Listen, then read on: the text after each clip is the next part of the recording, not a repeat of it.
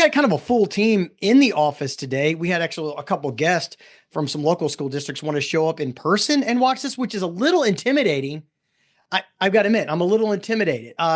As always, I've got Jack, my production manager here, and you'll hear me, yell and scream at him sometimes. But we also have our resident survey expert, Mia, on the horn. Also, Daniel, you'll fire away with some questions. Yes, I will. Well, and also there's a chat function and a Q&A function, right? Yes. And so how do they post up questions if they have them, Mia? If you have them, you can find the chat on the bottom menu of your screen, and you can just type in there and we will be able to see them. And you got some questions emailed to you ahead of time, right? Yes. Okay. So you'll fire those questions, and any questions that we don't get to, we will do our best to email you those answers. So if you put your question in and you put your email address, we'll do our best in the next, 24, 48 hours to do this. We're getting an alert that you're on mute. I'm still on mute. Uh-oh. 10 seconds.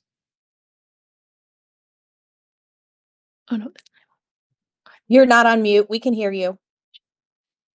Oh, it's Mia that's on mute. Well, the basic thing that Mia said was, if you've got your questions, use all those fancy Zoom functions that you've got in order to do it. And let's get moving. Everyone's time is pretty valuable, so I need to get to the meat of this poll. We have two distinct sections for this poll: immigration and attendance. I'm going to deal with the attendance issues first, because the first part of the poll was on chronic absenteeism issues that we know nationwide is a massive problem.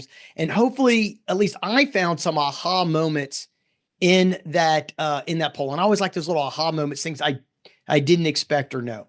And like Mia was muted earlier, saying that if you have questions or anything, put them in the chat function and we'll do our best to get to as many as we can. And then we will also email out any responses or answers to questions that we don't get to. All right. Hopefully everyone can share my screen. It seems like, Jack, no matter how many years we've been dealing with virtual webinars and Zooms, every platform upgrades it, has something different, and it just drives me nuts. Technology is fickle. Yeah, well, come on, man. We got to do better than this. Okay, let's get on with it. All right.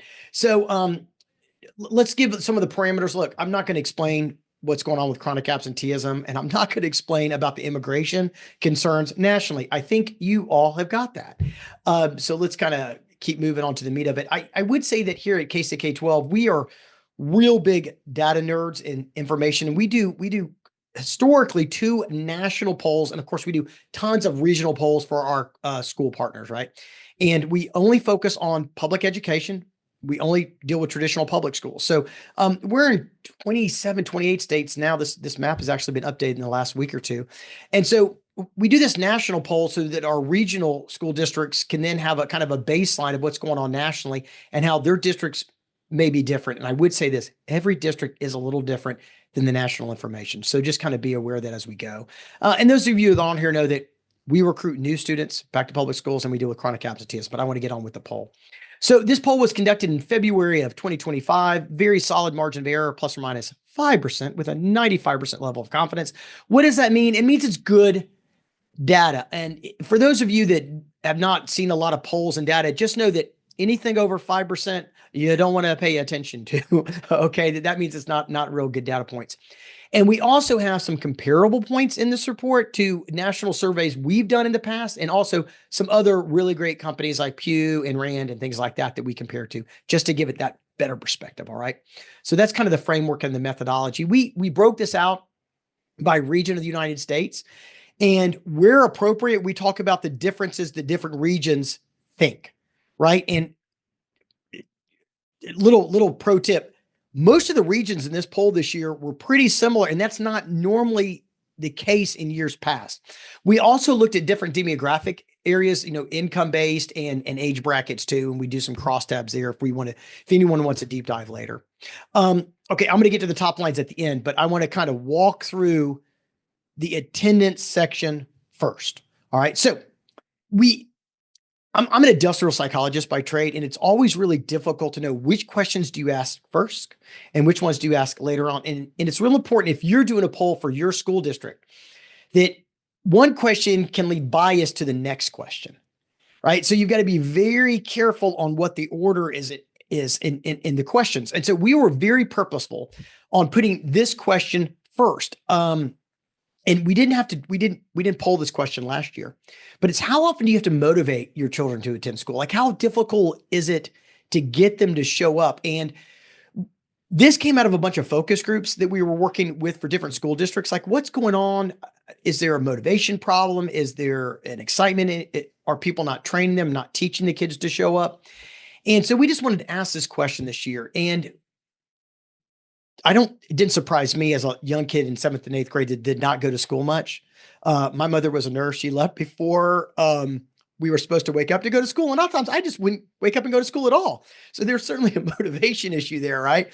But 70% of parents are out there weekly trying to get their kids to show up to school. So we just got back from AASA conference, the National Superintendent Association conference, and a lot of the dialogue was, are we alone?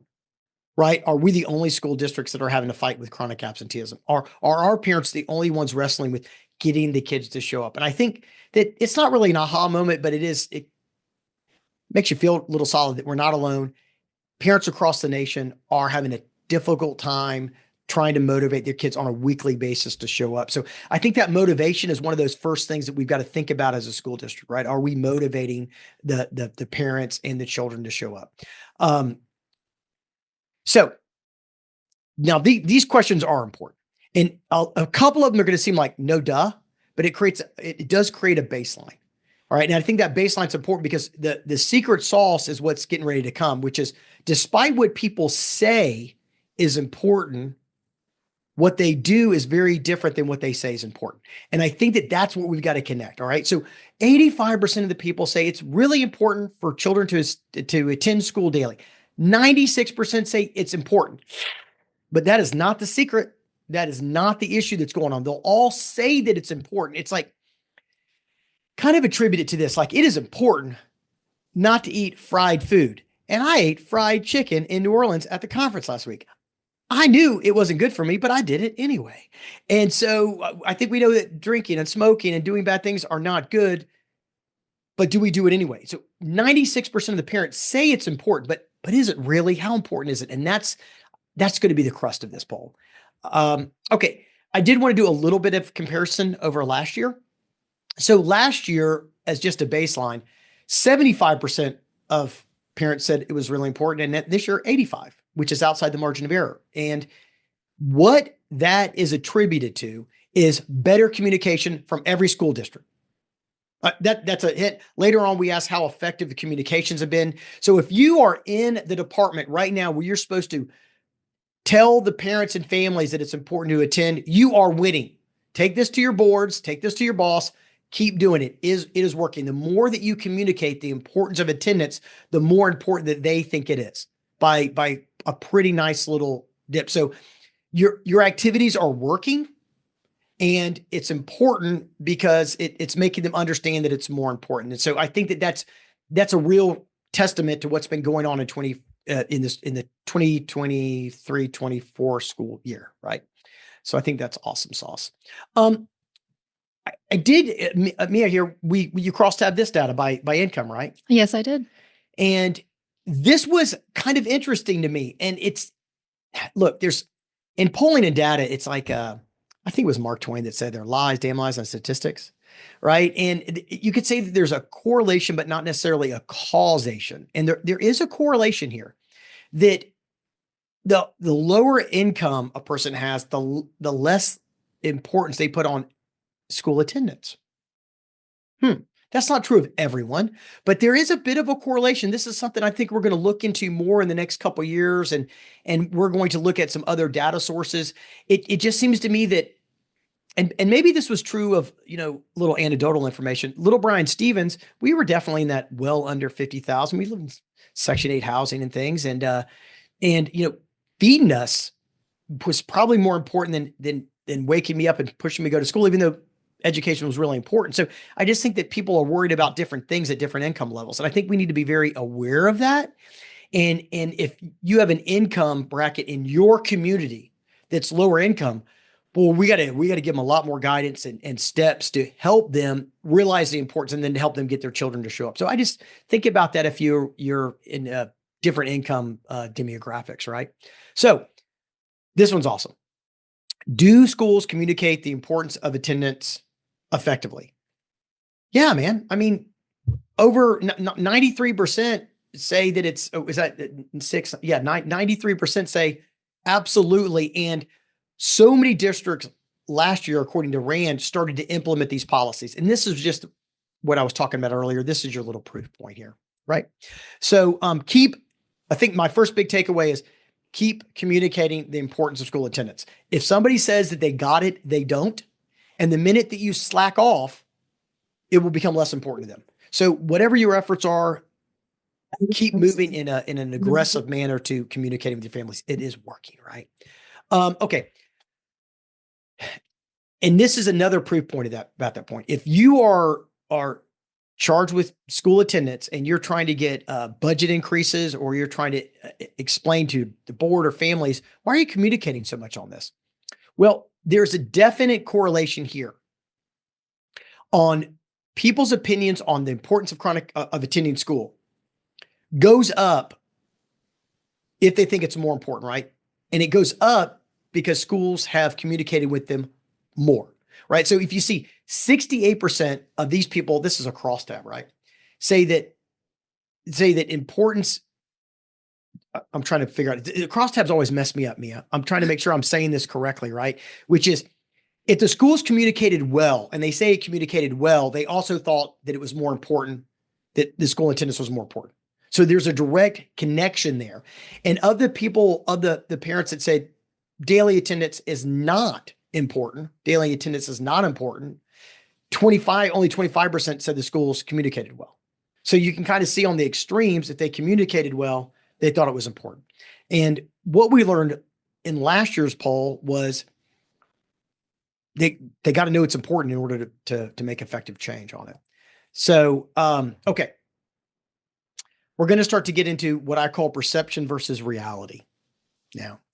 And we had to create a couple baseline questions just to make sure that everyone is operating on the same page. So how many school days can a typical student miss per semester? And this is something that we learned in the last 2 years on chronic absenteeism polls, which is people do not understand the definition of chronically absent. They do not understand the definition of attendance. They say it's important, but they don't know what important means. And it's really, really critical that what we're not saying is going to school is important. That's not concrete enough. It's kind of like me running around the office and saying, everybody needs to work hard. What does hard mean? Is that 30 hours a week? Is it 120 hours a week? It's very unclear. And we're still getting a lack of clarity on what it means to be a well-attending student, right? And so people were all over the place on parents don't, what does chronically absent mean?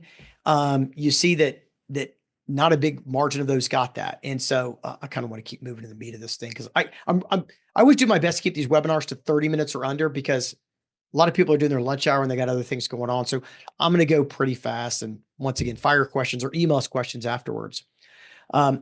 So how many unexcused absences are allowed per semester before students are chronically absent? Once again, the definition is all over the place. In most districts, it's 9 or more unexcused absences. So that's the critical thing. But you can see that some people think it's 53%, 12%. Nobody understands the standard. And so most people don't understand the standard. And if your parents, guardians don't understand the standard, how do we expect them to enforce it? Right? So I think that in your communications efforts, your next pro tip, so the first one was, hey, keep communicating. You're doing well and it's working. The second one is be very precise in what you're communicating. Anything more than this is chronically absent. Anything more than this is not good, right? And I can give some other tips on creating, fear of missing out, FOMO, and group dynamics, but people don't understand what the rules are. And so it's hard to say. It's like what is a flashing yellow light when you're driving a car, Mia? What does that mean? Slow down. Does it? Or does it mean to stop? Because people will stop, won't they? It's unclear, even though we all took driver's tests, in your case, 3 weeks ago, in my case, 30 years ago, right? 40 years ago. So we just got to be really clear on what those standards are. And this is starting to show this problem that we're having. So once again, perception versus reality. How many unexcused absences are allowed? But comparing that to parents that think attendance is important or very important, right? And what you'll see is if I think that attendance is very important right here, it's very important. I mean, I said it is very, I didn't say it was important. It is very important. But like, I'm okay with letting children miss 9 to 12 days, 13, 18. I mean, only 54% were 4 to 8. So even though I think attendance is very, very important, I'm still 12% of them are okay with missing 13 days or more. Now think about that in terms of your chronic absenteeism rates. I'm going to make a little assumption here. But let's just say your chronic absenteeism is at 30%, which is not uncommon. Nationwide is tracking around 19% nationwide. Some districts well into the 50s. And so if I'm at 30% chronic absenteeism, well, here it is. It's 12% and a part of this group, right? And those are the people that say attendance is very important. And if you go to the group that says attendance is important, attendance is still important. Like, we're not crazy. We know the earth is not flat. We know showing up matters, right? Is now you've got what is this 56% plus almost, well, that's 61% of people that say it's important say it's okay to miss more than 9 days. Like, my head explodes. So they say it's important, but the reality of it is like, but I mean, missing 9 or 10 or 12 days ain't no big deal. And we asked that question a couple other ways because I wanted to be sure before I started making these assumptions. So this was the question, and educators know what the answer is. How many days can a typical student miss before it begins to negatively affect their educational performance? Which means, how many days does it just not matter? And we all know is 0. Every day that you miss, it has a slight negative impact, and it ramps up, right? Parents do not understand this. They have not made the connection that every day makes a child less likely to be an incredible, prosperous, well-educated, successful person. And it doesn't mean that one day will end everything for them, but we have not gotten across that every day matters. A matter of fact, we should coin that phrase for marketing efforts. Every day matters. Every day does matter. Every day matters. And so everybody here can bogart that. I bet 5 districts already have it. I bet I didn't come up with it. I probably read it somewhere. But every day does matter. And so in our national recruitment poll that we run, when we're recruiting students to public schools, we ask them what's most important to them. What do parents want the most when we run those kind of polls? And they want their child to be safe and successful. Well, leaning into that success component, they want their babies to be successful. I mean, success is different in every area. Success is different for every family, but they still want them. Like in my case, I want my daughter up and out of the house. And yeah, I expect her to get her doctorate. I do. I mean, my wife and I both have doctorates. I want her to get her doctorate. Like, that's a rule. But I don't even care what it's in, Jack. I just want her to get her doctorate. And as long as it's not like basket weaving or something. But we've defined what success is. And then, well, in order to reach our level of success, she's got to show up to school. She can't have a sniffle and bail. She can't have I'm having a little stressed day and not show up. And I think that every district, and we've seen this a lot, anxiety is calling children not to go to school. Well, unfortunately, anxiety begets anxiety. If you don't have a group of people around you, you have anxiety and social awkwardness. And we probably should dig into that more later, but I got to keep running on this particular one. But I would say that we've got to get across to them that every day matters. And another pro tip is to say the average student only misses 1.2 days or whatever it is in your district. Your student has missed 5 days. Well, nobody wants to be the person that's doing worse than others. I mean, we're Americans, right? We want to compete. People want to win. They don't want to be left. They have FOMO, fear of missing out. And so letting them know what the standard is so critical, because I guess I still can't get my head around it. School attendance is super important, but it's okay if my child misses 10 to 12 days or 6 to 9 days. We got a little perception versus reality problem there. And this particular graph, and for anyone that wants the deck, are we going to is that deck being emailed out? It is. And it'll be on our podcast. It will. So on Friday, this gets posted onto our podcast, I think, right? Yes. Okay, so we can go to that. It's on Spotify, and it's what's it called again? Public Education Unfiltered. Yes. Yeah, with me, Brian Stevens. I didn't introduce myself to you of all that don't know me, but we got to keep moving. So this kind of cross-lats the importance of daily attendance, and what you're going to see here is once again a complete lack of. They don't understand what the standards are. Before we move on, Brian, I have a question here about how to bridge the gap between the fact that daily attendance matters, that every day counts, and the parents' lack of understanding that daily attendance does equate to academic success. How should schools bridge that gap? I said again, I got a little lost. We have a question that asks how schools should bridge the gap between the importance of daily attendance and the correlation with academic success. Well, I think that there are so many studies and reports that indicate that what do they say, before third grade you learn how to read, and then you learn to read, and then you read to learn, right? Well, all those foundational elements have got to be explained over and over again. I think what happens with most communicators is we get bored with our own message. We get tired of saying the same thing over and over and over and over again. And so the things you used to say 5 years ago or 15 years ago or 20 years ago to parents, we forget to say to new parents. And we'll make an assumption. And the assumption is they know this because we've been talking about it for 10 years. But they're new. They never had kids before. So I think we got to go back to the foundational elements of explaining to them that daily attendance equates to success. And I think we just made that assumption that people just kind of know that showing up is 80% of the battle. And so I think you got to kind of get back to your roots. And there's an old adage in telling speeches.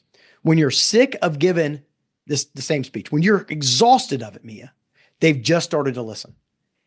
And you have to do that for every new audience. And every year you get new parents. So we got to be really boring, really basic, and really repetitive. Okay. All right. So let's keep moving here. And this also shows the perception. This next one shows another perception versus reality issue, which is how often do you allow your children to stay home when they don't have a specific illness or an urgent reason, like they just don't feel good, right? And as you can see, 65% of the people, at least a few times per semester or more, let their kids stay home for no important reason. Now let's compare to that the people that say attendance is important or very important, right? And it's still a bunch of them. I mean, over half of the parents who say attendance is important still let their kids off because they just don't feel like going. Now, as a kid, I was really happy when those days hit. But we also know that our job as educators, as parents, is to make sure that they're not necessarily happy with us, but that they are actively going to be successful long-term in life. And that's another message that's got to be communicated. I know you're frustrated. I know you need a day off every now and then. But I got to worry about your long-term success, and you can have this summer off, or you can have, the Christmas holiday or spring break off, or whatever it is, right? So once again, we still have a perception versus reality. I know I want to get to the immigration poll. And so once again, we'll send out the slide deck, and it does have some other suggested helpful things to help you with chronic absenteeism, some of those meat on the bone. Like we got to make sure we have good transportation issues. That's in some districts, that's a real big problem. Immediate notifications, live phone calls. And that sounds like a little plug. We do live phone calls for districts to make sure the kids show up, but it is true. It's effective. I mean, all those little things help, right? And then I would say clear communications that are super basic for a person that knows nothing about the importance of attendance. I think we have to equate that with being success. And I think that's a great story, right? Okay, I'm going to jump to the immigration, the ICE issues in our last few minutes here. So this was actually a section that we've never done before in a national poll. We did this year because we got a lot of districts that we were doing this in their districts. They wanted to know what the issues were in their district so they could develop immigration policies, ICE policies. How are they going to deal with students that are having families that are afraid of having their children to go to school? And what does our community want? Well, I also wanted to know from a national level how that data compares. So we went ahead and added this as a national data front. And if you want a local poll, let us know. We run those quite a bit. So once again, the top lines are in the deck. You can read those on your own. I want to get to a couple of those aha moments. All right. So you always got to start with your baseline. I know it's a little basic. I think we all got it. There was still 40% of the people that answered this poll nationally that weren't really aware of what was going on with undocumented families in schools. Now, we only polled, family age people, right? People that had children and things like that. So if you had no child 18 or under that you were responsible for, we wouldn't let you take the poll. Okay. So this is not of like 8-year-olds or 14-year-olds that have no children. These are of people that have a minor in the household. So just remember that is who we polled. And 40% of them were still not aware of anything that was going on nationally, but 60% were. So I would have expected this to be more, but it wasn't. So now this is critical. If you are in your area and you're concerned that a certain demographic group, well, I'm a white male. I'll be honest. Like, do the white males just not care about this or whatever it is? They don't care about these children's education. They do. They do. Oh, 71% said that every child deserves an education. Now, in polling and data, anything close to 80% is almost 100%. And I'm just trying to frame out polls and surveys if you don't do a lot of them. But we say 8 to 11% hate everything. So say 10% hate everything. It is funny. I mean, I could ask you if you think that everyone should be happy, and 10% of the people would be like, no. It's just funny. 10% are just cantankerous people that always say no. So really your baseline is 90%, right? So as you get into the 80s, that's tantamount to like everybody in the area. You just have to disregard the people that are out the door, right? 8% unsure. That's normal. They're just scared to give an opinion.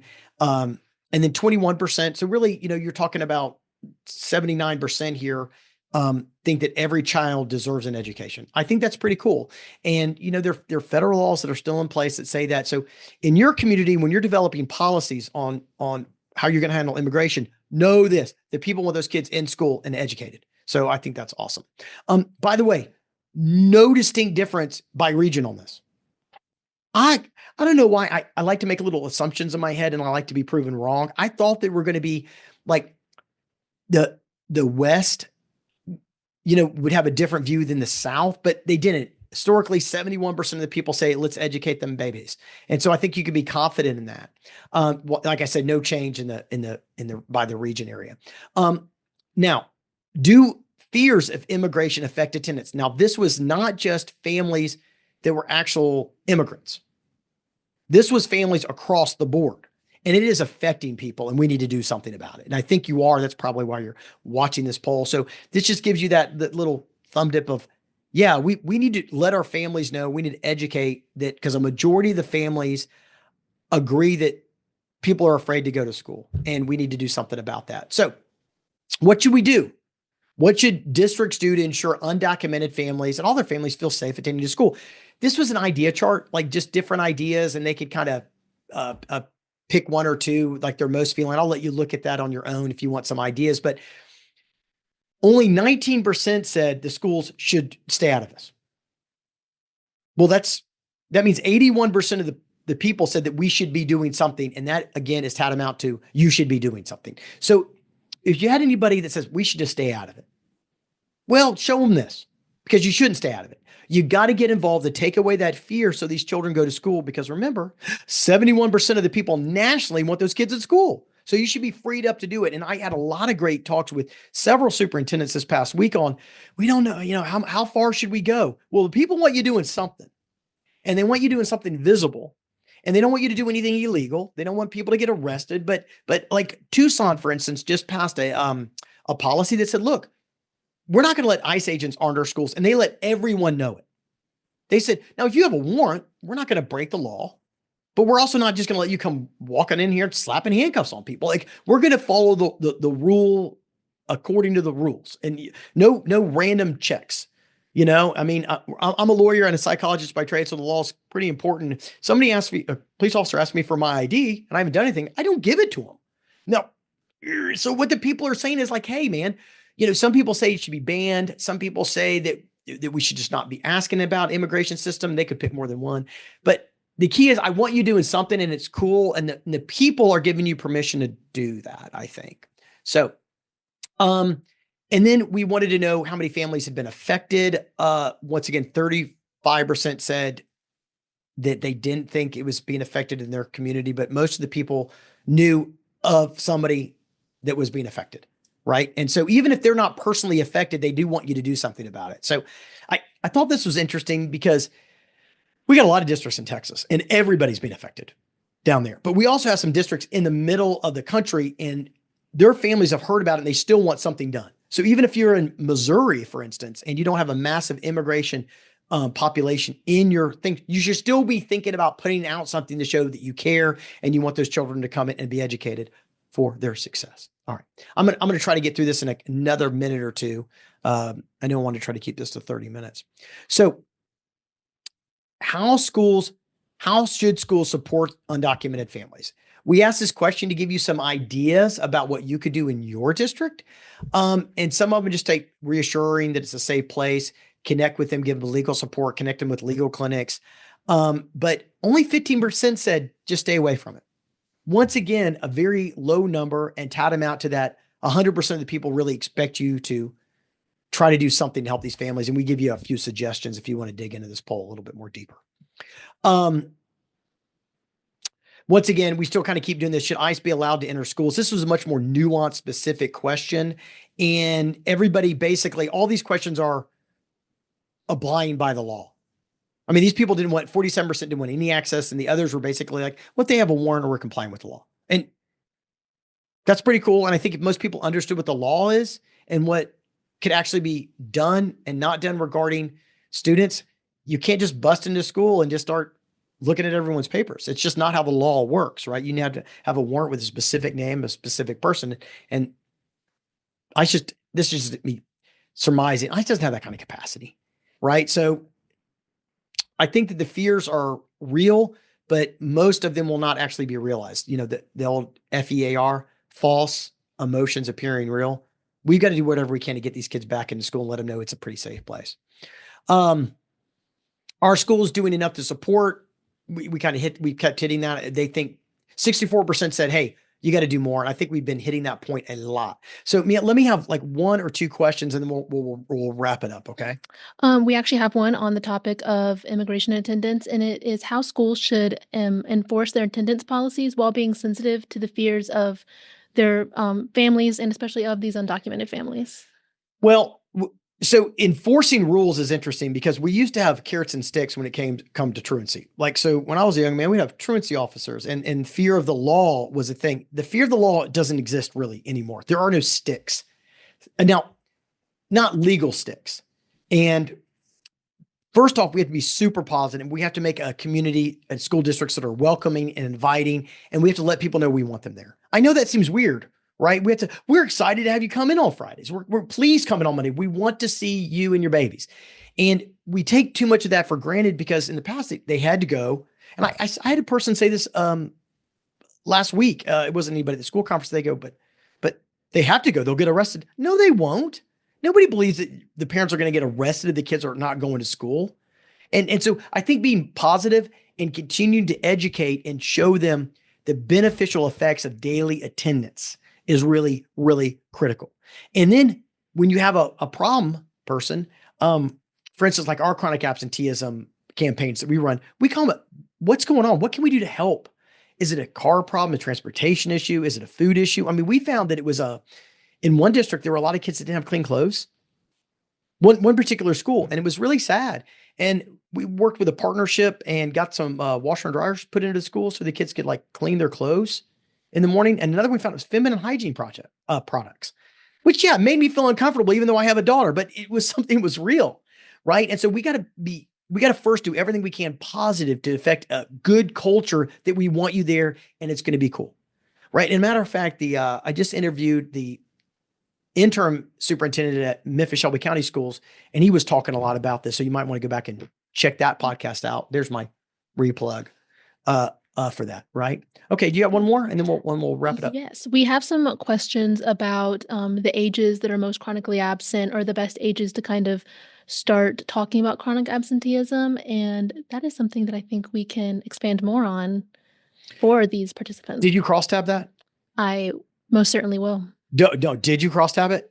No. Oh, Mia, no, I would have known to cross that. What she means is she's going to go back and look at age brackets. We don't know that, but here's the rule: start early, keep it up forever. It's exhausting.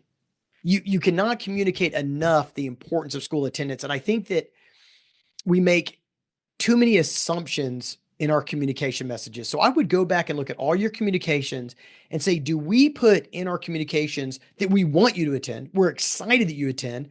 If you don't attend, let us know. How can we help? How can we help? Right? Be really positive. And then you're constantly pounding on the importance of your long-term success that you have to show up every day if practical. And are you giving awards out and little pins for gold star attendance and all those things that I used to think were silly are really, really vital. I mean, getting the little stars. When I was in band, they put little stars every single time you practice. I was always embarrassed because I was always missing stars. Right. But those kind of things do help infect you to show up more. So, hey, it is 36 minutes after. I know you've got other things to do, so I'm going to wrap it up right now. I went through these two sections really quick. I might do a deeper dive, a longer form where we can kind of slow down and get into this. But if you have questions, Mia, give them your email address. MiaJ@CAISSAPS.com. That is MiaJ@CAISSAPS.com. Yeah, awesome. And anybody, any contacts you have here, send it to us, and we'll work on giving you the deck and a deeper delve. And it's my hope that your aha moments are, man, we're communicating, it is working. Now start to dumb down your rhetoric, dumb down what you're saying to them, keep it really simple and be like, daily attendance equals success. Right. And then if you get into those ICE and immigration issues, good solid policies are out there. A lot of districts are already putting those out, and we could probably do a deep dive on that too. But if you have questions, let us know. I hope you found this helpful. I know I went really fast, but we'll send you the deck if you need it. Okay. Thanks so much, everybody.